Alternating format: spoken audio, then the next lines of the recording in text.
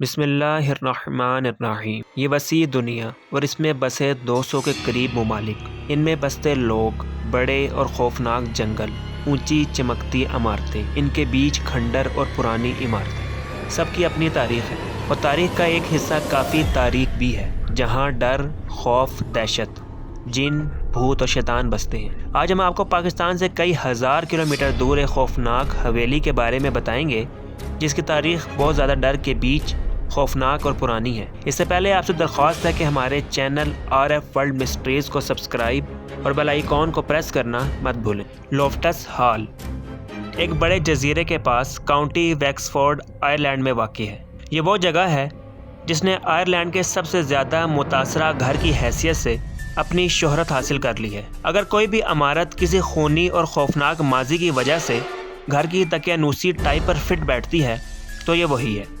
इसकी तारीख़ी दीवारों ने यलगार, कब्ज़ा, कहत और मुअत्तज़ ज़ाती सानहात देखे हैं, जिनमें से बेशतर खौफनाक दास्तानों की हैसियत से ज़िंदा है। इसके खौफनाक राज़ों से पर्दा उठाने से पहले इसकी कुछ तारीख़ जान लें, जिससे आपको तारीख़ के कुछ राज समझने में आसानी हो।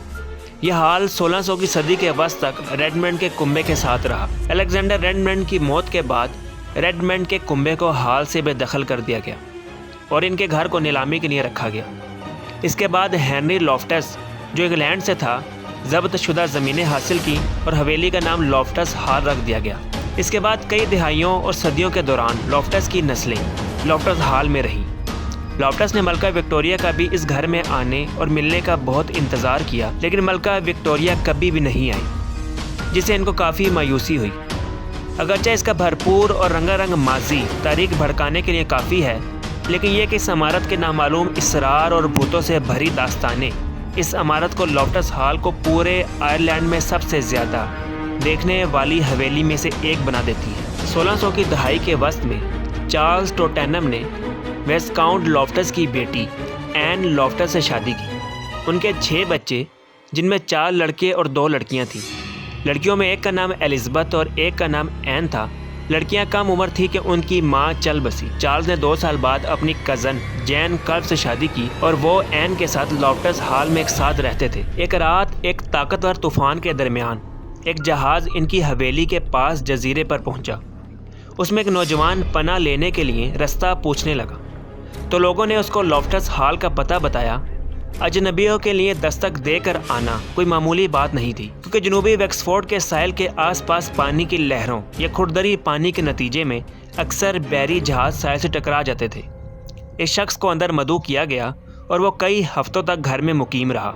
इस वक्त के दौरान एन, जो एक नौजवान लड़की बन चुकी थी, उसको अजनबी से प्यार हो गया और वो उससे काफ़ी बातें करती और उसके साथ काफ़ी वक्त गुजारने लगी। वहाँ के मुकामी लेजेंड्स के मुताबिक एक शाम एन अजनबी के साथ साथ दूसरे मेहमानों के साथ भी ताश खेल रही थी कि उसका कार्ड मेज़ के नीचे जा गिरा। जब वो कार्ड उठाने के लिए नीचे झुकी तो वह ज़ोर से चीख उठी, क्योंकि वो अजनबी जिसको वो दिल दे बैठी थी, उसके पाँव इंसानों वाले नहीं थे। वो इंसान दिखने वाला शख्स कोई और ही मखलूक था।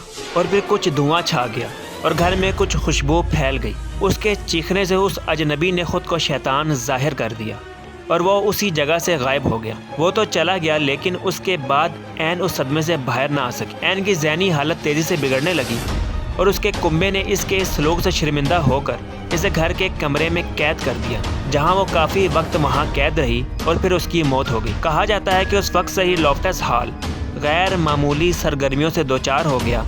परेशान एन कभी भी सुकून हासिल नहीं कर सकी। कहा जाता है कि एन की रूह इस इमारत में भटकती है। यहाँ इस कहानी में एक और मोड़ भी आया कि कई साल बाद लॉफ्टस हॉल की बहाली के दौरान दीवार के दरमियान एक छोटे बच्चे की हड्डियाँ पाई गई, जिसने इस घर को मज़ीद पुरअसरार बना दिया। एन की मौत के बाद दीगर पादरियों को इस घर को मनफी ताकतों से निजात दिलाने के लिए बुलाया गया, लेकिन मुकम्मल कामयाबी हासिल नहीं कर सके। कहा जाता है कि एन इस हवेली के ठंडे और खाली कमरों में घूम रही है। कई सालों बाद ये हवेली बंद रही, फिर बेच दी गई। इस तरह इस हवेली में लोग आते और जाते रहे। इस हाल को आवाम के लिए भी खोला गया है। दिन की रोशनी में अगर घूमने की इजाज़त मिल जाए तो आप खुद को वहाँ अकेले महसूस ना करें। अजीज़ दोस्तों, इस हवेली के तारीख़ी राज खुदा और इस हवेली की दीवारों ने ही देखे। मुझे सामाइन अपनी राय से हमें कमेंट सेक्शन में ज़रूर आगाह करें और चैनल को सब्सक्राइब और बेल आइकॉन को प्रेस करना मत भूलें। شکریہ.